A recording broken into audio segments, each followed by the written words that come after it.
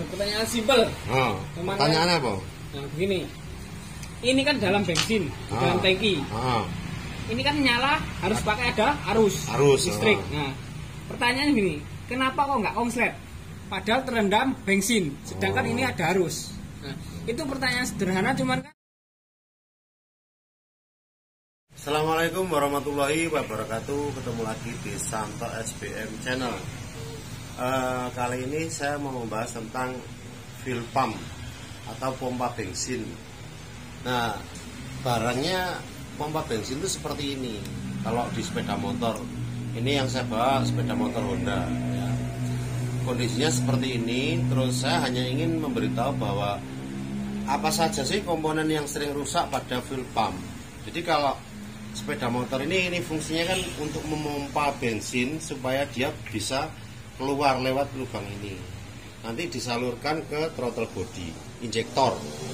Oke ya, ini jadi fungsinya ini untuk memompa bensin supaya dia naik, kemudian nyembur ke injektor, menyalurkan ke injektor. Nah, di komponen pompa ini yang sering rusak itu biasanya rotak. Ini kalau di dalam ini ada yang namanya rotak. Dekatkan sini. Nah, ini buat teman-teman yang belum tahu rotak, ini namanya rotak. Ini rotak. Ini yang sering rusak. Nah, tetapi penyebab atau mungkin sebelum rotaknya yang rusak, ini yang perlu diketahui teman-teman adalah ini ada filter atau saringan. Kalau teman-teman di bengkel biasanya menyebut ini pampers itu atau pembalut, atau dia berfungsi sebagai penyaring bahan bakar. Artinya apa? Jadi bensin sebelum masuk ke istilah dipompa ke atas, dia disaring dulu di sini. Karena bahan bakar itu sebelum masuk disaring dan dia fungsinya sebagai saringan, maka ini rawan terhadap kotor. Nah, ketika kotoran sudah tertumpuk di sini, maka terjadi ini adalah buntu atau bensin yang disedot ke atas itu tidak normal karena posisinya saluran saringannya ini kotor.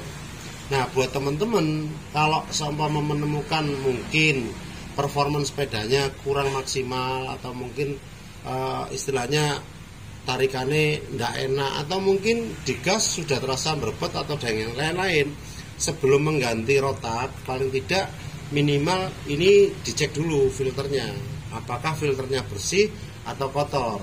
Sedangkan ini kalau beli kan kalau orisinil itu harus esi lengkap seperti ini. Tapi kalau imitasi ya ini ada pampersnya saja. Nah, sekarang istilahnya kita coba caranya mengganti pampers ini. Ketika teman-teman mau melepas pampers ini kita cuma cukup dengan obeng kecil seperti ini. Nah, obeng kecil ini di dalam ini kita buka, kita tarik. Istilahnya ini kita tarik ke belakang ya. Saya ngomong tarik bukan dorong. Tarik, sedangkan yang di sini ini didorong. Jadi dua arah. Ini lihat. Ini obeng saya tarik ke atas, terus ini saya dorong ke sana. Nah, ketika ini sudah ditarik gini, nah dia bisa keluar. Ini hati-hati. Kenapa? Karena di sini ada pengikatnya. Nah, ini cek, ini ada pengikatnya. Ini sering sekali ininya putus, pengaitnya ini putus. Kenapa? Karena tidak tadi kan kalau saya ulang ya, ini kalau masangnya cukup gini aja, ditekan terus diputar gini, sudah selesai, ini sudah masang. Kalau mau lepas ya ini ditarik lagi, ada obeng ini yang dalam ditarik, ini yang jempol kiri ini menekan. Nah, ini istilahnya narik sama nekan. Nah, ini diputar terus diangkat ke atas. Ini karena ini penting dan ini sering pecah, saya ulang lagi ya. Kalau masang ini cukup ditaruh gini, terus ditekan, terus diputar sampai bunyi klik. Oke, kalau ngelepas ini obeng ini ditarik di sini, ditaruh di sini, obengnya ditarik atau diukit ya, bahasa Jawa ya, dicukit ya, dicukit, terus ini di jempol ini menekan ke sana. Nah, ini oke ya, ini sudah cukup ditarik ke atas. Nah, teman-teman, pampers ini Kalau yang orisinil memang nggak ada jual terpisah, dia jadi satu dengan fuel pump. Ini ya saran saya sih dibersihkan nggak apa-apa, tapi kalau mungkin dibersihkan tetap ya diganti saja. Mungkin terpaksa ganti yang istilah yang biasa ya monggo, tapi lebih baik kan dibersihkan dulu karena materialnya jelas berbeda. Terus kemudian di pembalut ini atau pampers ini juga istilahnya karena di orisinil nggak ada, ini penggantiannya periodik. Kalau di sepeda motor itu 40.000 kilo ini diganti, istilahnya 40.000 kilo diganti. Artinya diganti itu pengertiannya itu istilahnya apa ya, gantinya ya fuel pump AC. Biasanya kalau 40.000 kilo sudah di atas 3 tahun biasanya kemungkinan ada kendala. Tapi kalau menyesuaikan budget, mau diganti yang eceran monggo, kan teman-teman sendiri, motornya teman-teman sendiri. Oke, ini kita pasang lagi ya. Jadi kita pasang lagi. Cara masangnya tadi ya ditekan terus diputar. Ini sudah. Nah, ini informasi sederhana, gampang, tapi ini sering mengakibatkan klipnya ini atau pengaitnya ini sering putus kalau ganti. Terus caranya ngelepas gimana ya? Kalau sudah seperti ini kan jelas. Nah, artinya apa? Jadi teman-teman nanti ketika nyervis motor, kira-kira kilometernya sudah 20.000 ya nggak apa-apa, dibuka aja, dicek, dibersihkan. Kalau 40.000 ya mungkin motornya kalau masih normal dibersihkan juga nggak apa-apa. Tapi kalau teman-teman mau ganti yang istilahnya pilihan lain atau bukan HGP atau bukan genuine ya monggo. Saya hanya memberitahu fungsinya itu, kemungkinan fuel pump yang rusak itu ya rotak, terus kemudian ini. Kalau ini kan fuel istilahnya meter bensin, kalau meter bensin biasa.